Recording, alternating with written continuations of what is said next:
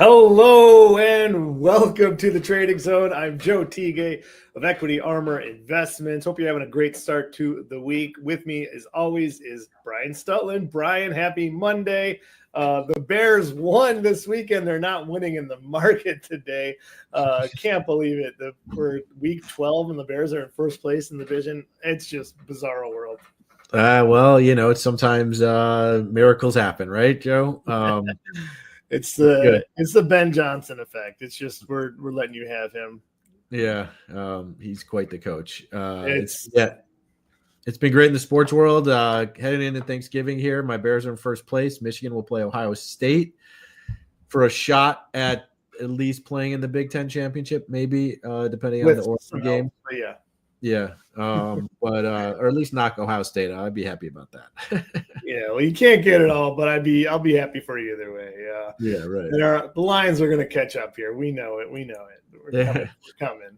As people kind of trickle in here, we got a great show today. As you know, on the Trading Zone, we're talking here about volatility. We're talking about sort of the macro look on the markets. And Joe, we got a trade at the end of the show, right? We got a trade at the end of the show. Make sure you stick around to it. It's going to be looking at Black Friday / Cyber Monday. I think it's a really good just opportunity here, especially given where the market's at today, given where volatility is at today. We're going to break all that down and look at it all. You know, Brian and I were talking before the show. We were just like, we had this huge spike last week. Like, can we really pin it on any one thing? It was just kind of a risk off, just massive event happening with the VIX hitting 28 here just for a hot minute. And, maybe it was the Bitcoin correction. Maybe it was just saying, hey, some of these AI names have just gone too far too fast. And we had a little bit of a risk off of it. We'll see if it materializes anything further. But absolutely, the VIX was super high last week. And sometimes there's a saying, when the VIX is high, it's time to buy. I would have expected the VIX, the way the market was moving, to get into the 30s. I was kind of surprised it only kind of fell short around 27, is now backed off. So the contrarian to me is saying it was at 28 into Thanksgiving week. It's a half week, basically. Lots of low volume coming on this week. So given the fact that, we're not expecting a ton of movement this week, given that people are on vacation, VIX at 28 is pretty steep. Yeah, I think if we didn't have a shortened trading day, I think that's right. Now, remember, when you calculate the VIX and volatility, or any option contract, that is, here's a little lesson is, Thursday, Thanksgiving, nothing's trading. Friday is a half day. So there's just less ability for the markets to move price movement wise. And what option traders do is they take the premium of options down to discount that. So maybe the real VIX was up right around 30, or could have been, had we not had a holiday coming up in that calculation. So, certainly back and forth moving. We're seeing the VIX back off now. We'll see where it goes. I think when we take a look at sort of where the skew in the S&P is, it's still somewhat elevated. But before we even get into that, you look at the MOVE index here. I've been talking about this a lot, actually. The MOVE index calculates volatility in the bond market. Somewhat off the lows, but still historically very low. So, Joe, doesn't that mean we've got liquidity in the system?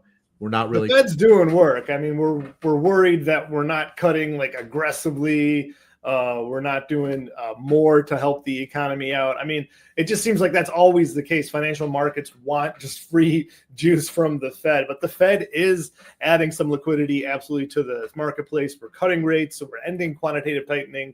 There is no question that liquidity is being added. And it's not only with the U.S. central bank, it's central banks around the world. And we've been talking about this really since April, Brian, that there's just been this like massive liquidity pushing into the marketplace. And absolutely, this has been the story here. We had this little hiccup in April with the tariff tantrum, if you want to call it. And it's just been downhill since then. Everybody around the world has been pushing liquidity out there. Bonds have just been suppressed. You saw gold lead the way with the reflation trade, I guess, if you want to call it. And really everything is following along with that. Do you foresee, though, a little bit of a head and shoulders bottom formation here in the MOVE index? I mean, and we always like talking technicals, right, Joe? So I think, I could see what you're looking at here. Maybe a little something like this. Yeah. And, but what would be the event? Anything on the horizon you think that moves bond volatility significantly higher? Is it the circular trade and the AI play that does it? Is it over leverage in cryptocurrency? Or is there something else bigger going on? Yeah, and we're going to be talking about all those events. Those are just events that are out there. They are big risks. Eventually, we're going to see hiccups in the market, like we saw. What was it, a 4 or 5% hiccup recently in the market? That's just expected. Like in these bull runs, we talk about the 90s. We compare that a lot. There were plenty of corrections while the market was having a 600% gain. So we just expect that, live with that. Volatility, it's not your enemy, it's your friend. We just got to recognize the trends for what they are. All right, so we'll be watching the move index. Maybe a break to like 90 or whatever would complete that head and shoulders bottom. When you're looking at the skew here, this is like the level of volatility relative to on the puts relative to calls. And you take a look at this backing off its high, similar to how the VIX has kind of moved. Interestingly enough, normally this is kind of like a leading indicator to like the bottom of the market, where we'll see like this big shift where puts get pushed down and call premiums get pushed up. And so then the skew index comes down faster than the VIX. We haven't seen that. And that's why I'm still a little tentative that we've really made a true bottom in the market just yet. Feels like maybe we need one more sort of washout and then a quick shift in the skew index to say, okay, the bull market is back up. I don't know. It seems there are plenty of instances here where this just starts lower and stays lower, like here. I mean, I think you're looking for a little something shake up like here, maybe. Maybe this was a big fake out there. So yeah, this is just something to watch closely. If this does turn around, that will be something we take note of. Yeah, I mean, that's a really good point, that once the skew kind of shifts downward or flattens, that is, it doesn't really stop so quickly. Like that momentum can, goes pretty fast in the options market, and it takes something else to trigger it, the skew steepening again. So that's a really good point. Yeah, and maybe it's a week Black Friday could change things around. We get past Thanksgiving, go into a busier time of the year for trading wise. People will be rebalancing portfolios in December. Not a lot of tax loss harvesting this year. Maybe there will be some, but a lot of the stocks did quite well. But maybe some repositioning here, getting their portfolios ready for 2026. So there might be a little more activity. Maybe there's a chance, but December is usually a good quarter. Stocks have a tendency to do well during this Santa Claus time period, and the Black Friday sales have a tendency to do well also. So I will see. Maybe the volatility is onto something if that is the case. Here we are right now with the VIX futures curve. Still a discount here in a big way from where the front month is compared to the cash. And, that was the case last week. And we've seen some movement lower here, but it's some bigger movement lower here in the futures, Brad. Yeah, it's interesting. The front month future, really, I mean, they hate it. Kind of smacked down. Yeah, they really don't like it at all. Which is kind of interesting. And maybe the futures traders know something that we don't know too. Yeah, I mean, futures traders are definitely expecting, if you look at that front tip, the VIX cash index itself, come down and then normalize with where the 1 month and 2 month curves of kind of like that shape curvature happens, which would mean option implied volatility would probably come down a little bit here. So I don't know. Well, we'll see if that continues. That's to me, that's very interesting that could remain at such a discount still. Yeah, and it maybe there's an arb of people buying S&P vol and selling the front month future too. So there's as an options trader, I'm always looking at potential angles. So there's always multiple solutions to the puzzle here, and it's only in hindsight that we really know the answer. We'll get into that a little bit as we look at the S&P 500 charts, because there's some important stuff there, which is coming just a second. But yeah, it's Thanksgiving week. It's light volumes, all of that to be expected. You got the Black Friday. We do have a trade coming at the end of the show. Make sure you stick around to that. We'll be trading Black Friday stock.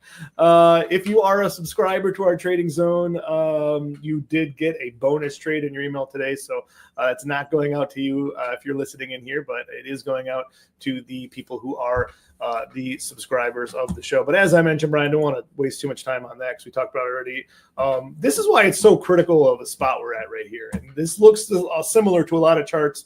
I don't want to, spend too much time on the S&P 500, but we're at the 50-day moving average apparently coming up here. And we had this little bit of a correction, and there's no denying the short-term trend is lower. We've kind of haven't really made like a relative higher high here.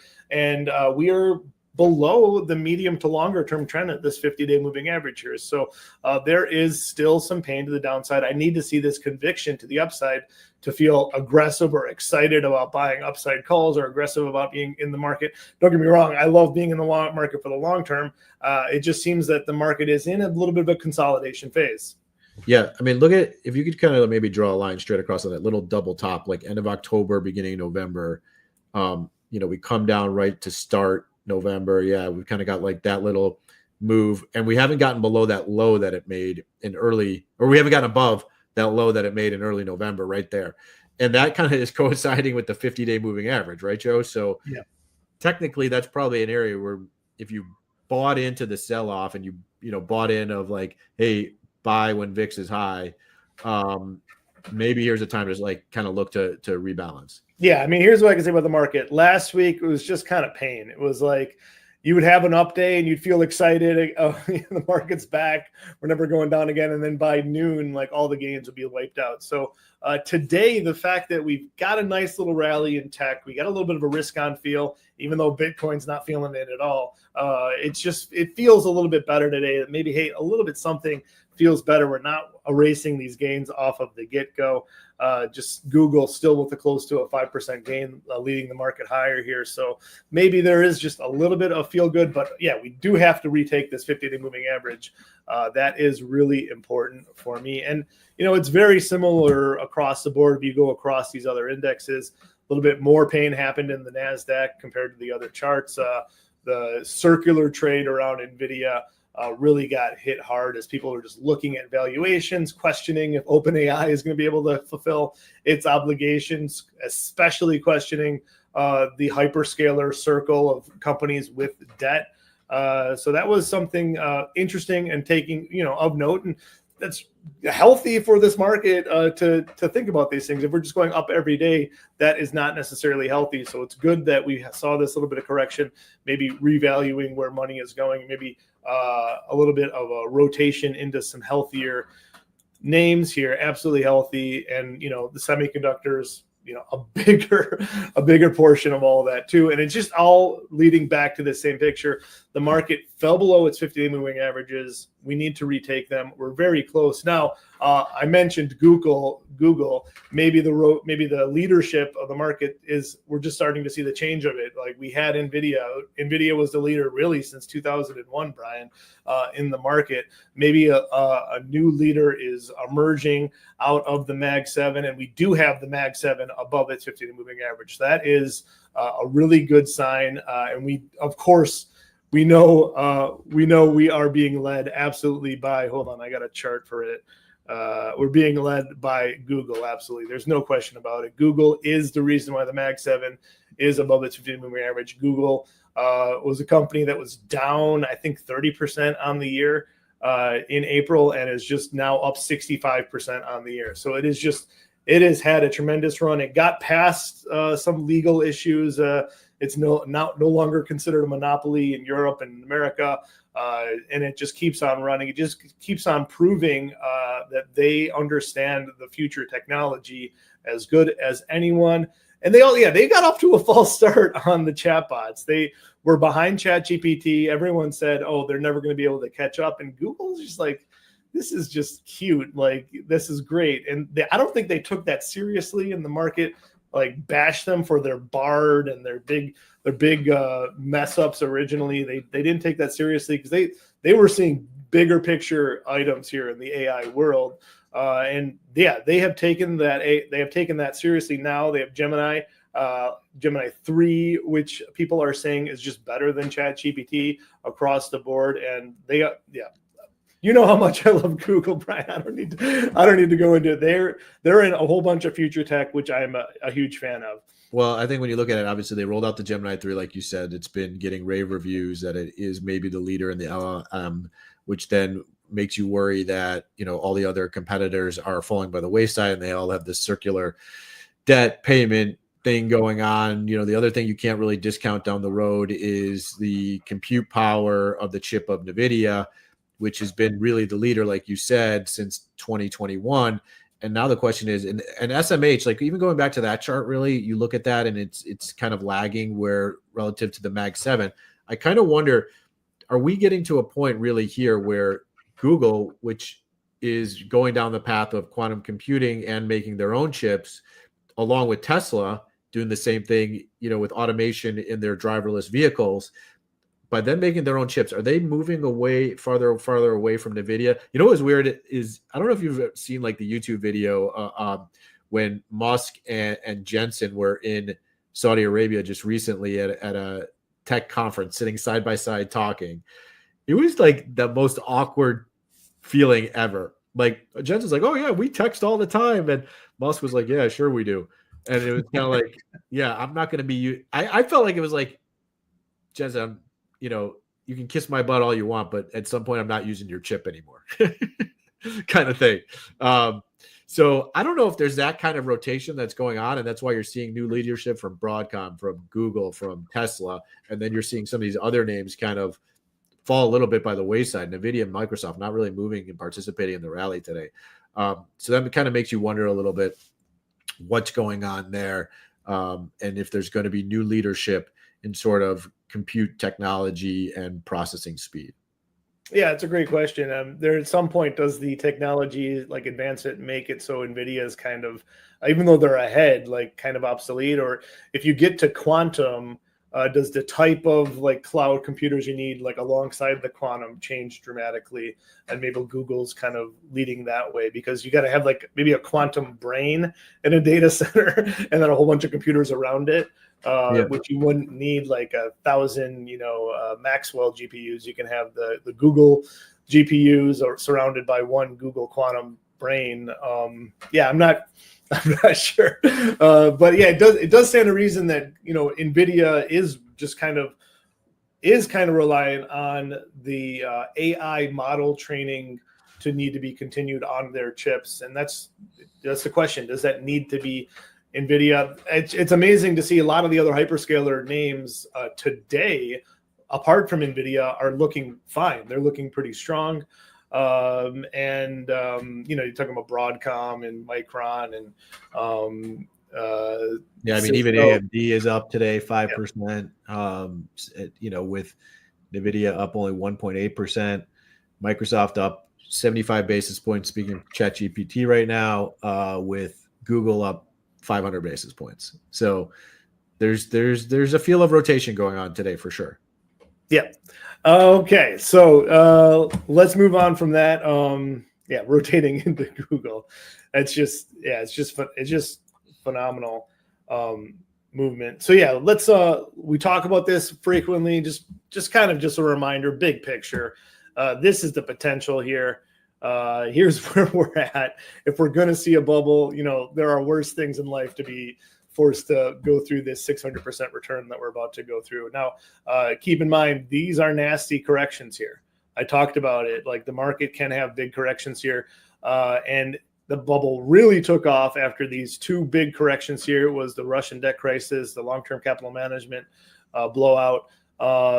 Central banks stepped up, added some liquidity, and boom. So maybe the liquidity is being added right now with the end of QT, or maybe something will happen which will add some liquidity as we go. But it just seems like the central banks are worried about popping the bubble. I think if you go back to the end of this happened like the Fed popped the bubble at the end of the dot-com crisis.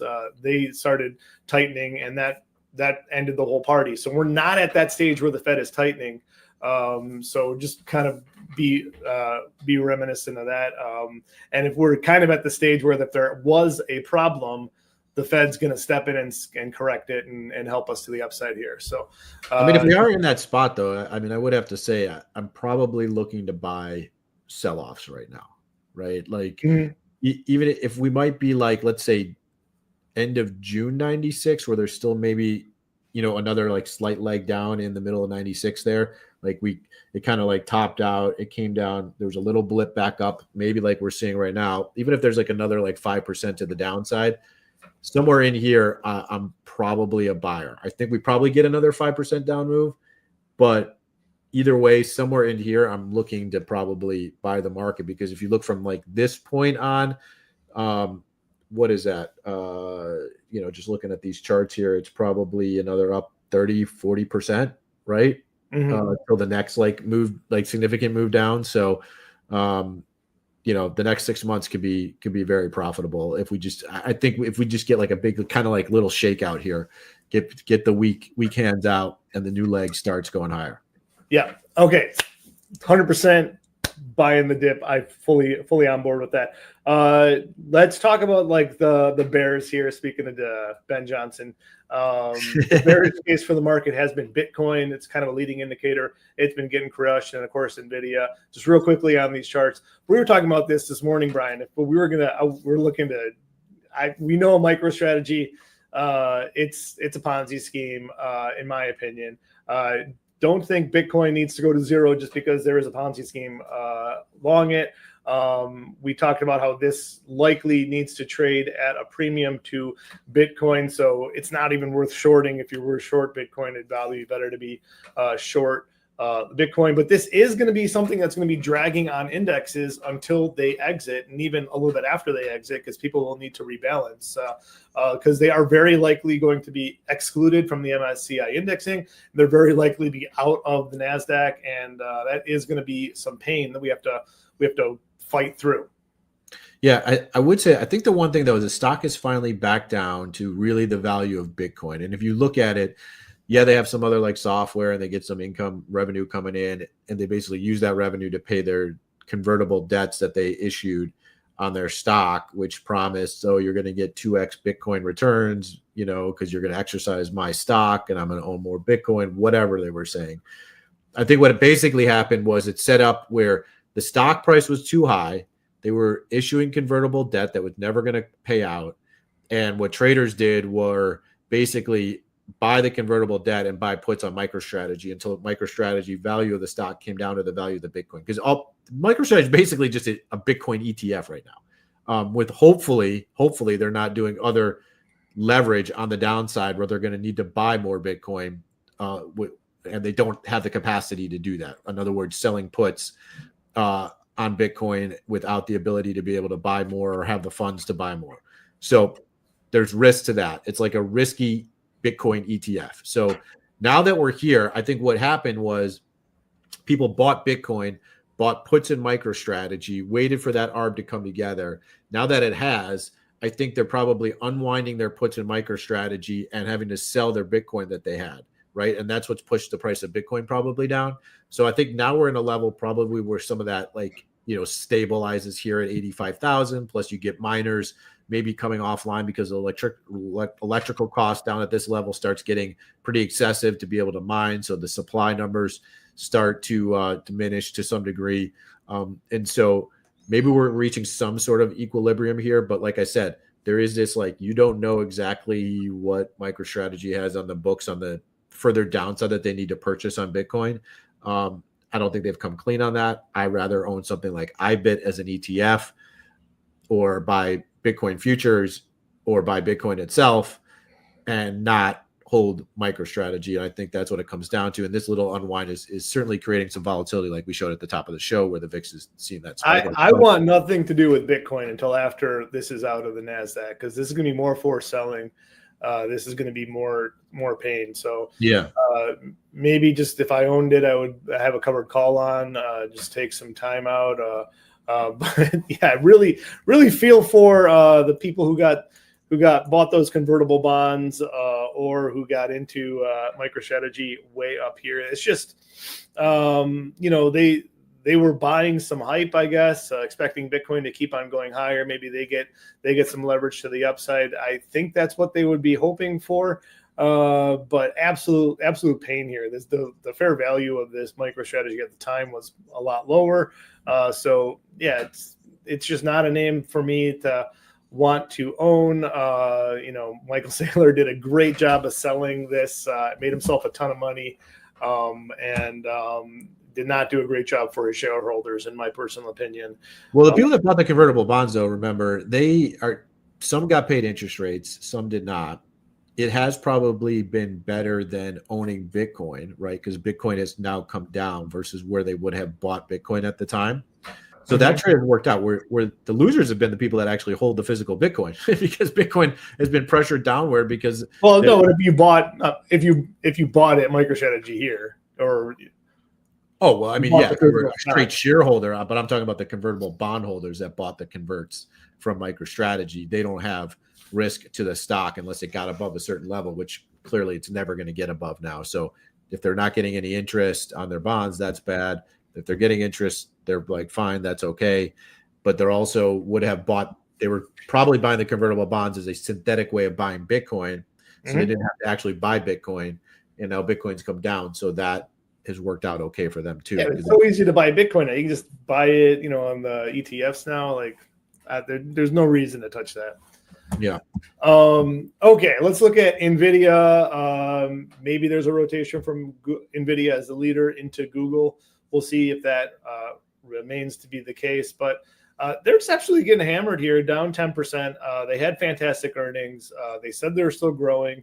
Their PE is not outrageous, but again, this might be just something healthy. The market might be thinking, hey, you're not going to grow as fast as you said you were, because we've seen what Google can do without your chips, and what maybe the future is maybe 3 or 4 years down the road. There's going to be a lot of other companies, a lot of other competitors, or less of a need for the most amazing AI training chips that you're selling. So that's a great question. We'll see if it plays out to be the case. But yeah, this torch seemingly has been passed on, and it's interesting to see. We got 10% correction here in NVIDIA in the market, maybe about a 5% correction. So it's interesting to see how that plays out. Yeah, obviously this is tracking a lot with Bitcoin. Speaking of Bitcoin, and if miners are getting turned offline, people are going to need less NVIDIA chips to run their mining capacity as well, because there's obviously a play on that too. So that could be part of the downside here too. Okay, so let's go into the trade of the day. Thank you all for sticking with us for our show. I hope you guys have enjoyed it all. Hope you're going to have a great Thanksgiving. I'm very thankful to be able to be a fund manager, to be able to talk about volatility, trade volatility, have the job that I have. Thankful for to be who I am in life as a father of 3 and a husband, and I get to work with Brian Stutland, one of the greatest traders in the world. So very thankful to be able to talk to you guys every week too. So we're going to be trading Walmart, and the thesis behind this trade is that the AI community, AI trade, has created a K-shaped economy. There is hope that this will level out and turn into an even economy for all. That might take some time for the AI trade to get working through all sectors of the economy. But while we're in this spot here, there are some winners, there are some losers. Walmart has very successfully owns the lower portion of the K. They are a discount store. They sell very affordable products, but they're chipping away very strongly into the higher end of the case. Some of the higher end customers are looking for prices. They are using their online shopping more and more. They had a great earnings report. They always do very well on Black Friday, and I'm looking forward to seeing them succeed even more on Cyber Monday too as we go across here. So the trade of the week is December put spread. We're going to be selling the December regular expiration 105-100 put spread, collecting $1.50, just a way to express my bullish view, but not really expecting stocks to be racing away through December. If they do, that's great. I'll be able to collect my $1.50. If we settle in here and trade sideways, I can still collect my $1.50 without stocks going any higher. Yeah, that's a pretty good premium, actually, given the amount of time to expiration. If you look at the value, let's say you set cash aside just in case you got put to the stock at 105. Obviously, the 100 put stops you out, so you don't really technically need all that cash. But let's say you did. Mm-hmm. You're collecting over 1% in less than a month, right? So annualize that. You're talking about 12-15% annualized return on your money if if this trade's set up and you never got exercised on. So not a bad trade. It's a trade where granted the stock is right at 105. So, this put could turn into the money, right? So we do need the stock to trend a little bit higher here for this to sort of play out. But then, you have the 100 strike that stops you out. So you're not completely at risk on this. So I do really like this trade. The payout's not maybe the greatest structure. I'm collecting 105. I'm risking $3.95. That would happen if the stock went below 100. So risk reward, it's kind of like you're betting on the favorite, right? But your point, Joe, Black Friday, Cyber Monday, double dipping, Walmart should probably hold up. Yeah, hoping that it will, and we're also just expecting the market in general to consolidate here for December. As we maybe the end of December, we can kind of get through some of these stubborn highs, which we need to break through. But for the short term, I'm expecting just some consolidation here in the market as we're kind of figuring this whole thing out. All right, well, that about wraps up our show for the week. Every week here, we give a trade, we give ideas on the market, we talk volatility here on the Trading Zone. Thank you, Tradier, for putting this on for us here. Tune in every week, 1 p.m. Eastern, as you get back from lunch. We 12 p.m. Eastern, 11 Central. Tune in, eat your lunch, watch us, see what we got going on. We'll give you a trade next week too, I think.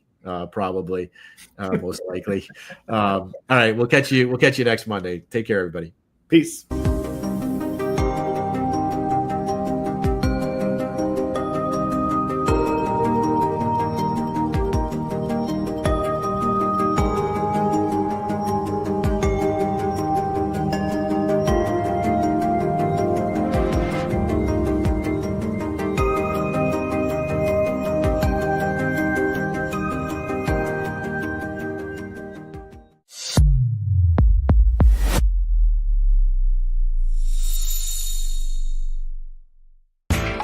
You know how the financial world goes. Here comes the buzzkill. Please make sure to take some time to read this boring disclaimer. We will owe you one.